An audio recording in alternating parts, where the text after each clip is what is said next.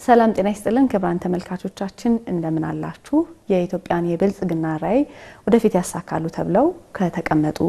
ንቅናቄዎች መካከል የኢትዮጵያ ታምርት አንዱ ነው የኢትዮጵያ ታምርት በ2014 በጠቅላይ ሚኒስትር ዶክተር አብይ አህመድ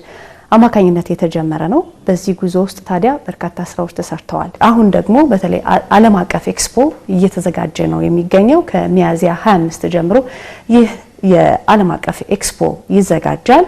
ይህንን ደግሞ ማስፈጸሚያ የሚሆን 10 ኪሎ ሜትር የሩጫ ውድድር ነገ ይካሄዳል እንግዳ ጋብዣለሁ እንግዳችን የኢንዱስትሪ ሚኒስተር መላኩ አለበል ናቸው ለጊዜው እጅግ አድርጌ አመሰግናለሁ እኔም በጣም አመሰግናለሁ መልካም በመግቢያ ሳነሳ እንደነበረው እንግዲህ የኢትዮጵያ ታምርት የተለያዩ ስራዎች ተሰርተዋል ይህንን የሚዘክር ደግሞ 10 ኪሎ ሜትር የሚሸፍን ነገ የሚካሄድ አንድ ትልቅ ሁነት አለ ሩጫ አለ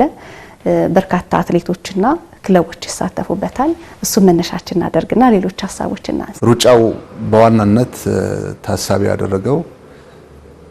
በኢትዮጵያ የሚመረቱ ምርቶች ለዓለም ለማስተዋወቅ ነው እንደሚታወቀው ለአትሌቲክስ እና ለስፖርት የሚሆኑ አልባሳት እና መጫሚያዎች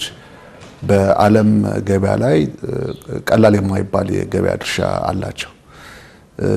ኢትዮጵያ በጋርመንት ኢንዱስትሪ ከአመት አመት ተሻለ ውጤት እያስገኘች ያለች ሀገር ናት ስለዚህ ይሄንን ምርት ለዓለም ለማስተዋወቅ ይሄ መድረክ አዎንታዊ ሚና ስላለው አንዱ የ10 ኪሎ ሜትር የጎዳና ላይ ሩጫ የኢትዮጵያ ምርቶች ለማስተዋወቅ እድል የሚሰጥ ነው በዚህ 10 ኪሎ ሜትር ሩጫ ሰራተኞቹ ብቻ ሳይሆኑ አሰሪዎቻቸውና በመንግስት በኩል ደግሞ ድጋፍ የሚያደርጉ ተቋማትም አብረው የሚሳተፉበት ነው ስለዚህ የሰራተኛን የአሰሪንና የመንግስትን ትስስርና አብሮ መስራትን ይበልጥ የሚያጠናክር ስለሆነ አላማው በጣም ሰፋ ያለ ነው በሌላ በኩል ደግሞ ከሳምንት በኋላ የሚንከፍተው የኢትዮጵያ ታምርት ኤክስፖ የመዳረሻ ጊዜው ስለሆነ ቀድሞ ለማስተዋወቅና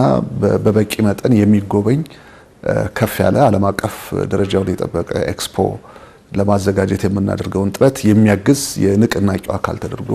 የሚወሰድ ነው ማለት ነው የኢትዮጵያ ታምርት ንቅናቄ ይዞት ከመጣው ድል የመጀመሪያው በተለይ ተኪ ምርቶች ላይ ከዚህ ቀደም በርካታ በሚሊዮን የሚቆጠሩ ዶላሮች ልናወጣ እንችል ነበር አሁን ይዞት የመጣው እድል ምን ይመስላል ምን ያህሎችንስ አስቀረን ፖሊሲው ቀደም ሲል ኤክስፖርትን ብቻ ነው የማኑፋክቸሪንግ ኢንዱስትሪ ፖሊሲ ኤክስፖርትን ብቻ ነበር የሚያየው አሁን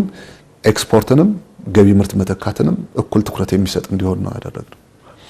ከዛ በመቀጠል ይሄንን የምናስፈጽምበት ስትራቴጂ ይኑረን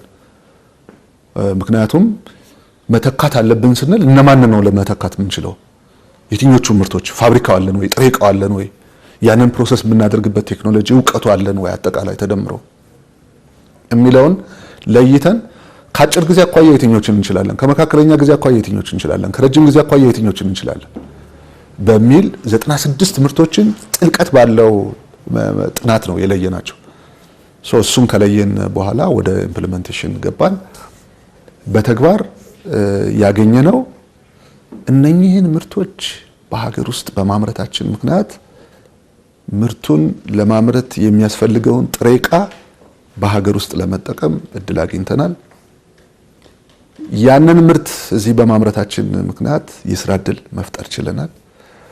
በማኑፋክቸሪንግ ኢንዱስትሪዎቹ እንቅስቃሴ የተገኘውን ውጤት መሰረት አድርጎ ከፍተኛ ግብር ለመንግስት እንዲከፈል ማድረግ አስችሎናል በየጊዜው እነኚህ ምርቶች ጥራታቸው እየተሻሻለ በመሄዱ ምክንያት ተመልሶ ኤክስፖርት ለማድረግም እድል አግኝተናል ስለዚህ አጠቃላይ ይሄ የገቢ ምርት የመተካት የምንለው ስራ በጣም የተሳካ ስራ ነው በቁጥር ደረጃ ስንጀምር ወደ 343 ሚሊዮን ዶላር አካባቢ ነው የነበረው አሁን ወደ 4.85 ቢሊዮን ዶላር ደርሷል 4.85 ቢሊዮን ዶላር መድረሱ ብቻ ሳይሆን ለመጪዎቹ አመታት ይሄ በከፍተኛ ሁኔታ እያደገ እንደሚሄድ ነው የሚያሳየው የኢትዮጵያን የንግድ ሚዛንንም በከፍተኛ ሁኔታ የማጣጣም እድል ሰጥቶናል ክቡራን ተመልካቾቻችን የኢትዮጵያ ታምርት ንቅናቄ ምን ይዞ መጣ፣ ምን እድሎችን አበረከተልን የሚሉና መሰል ጉዳዮችን ቆይታ ያደረግንበት የተከታተላችሁትን ይመስል ነበር። አበቃ።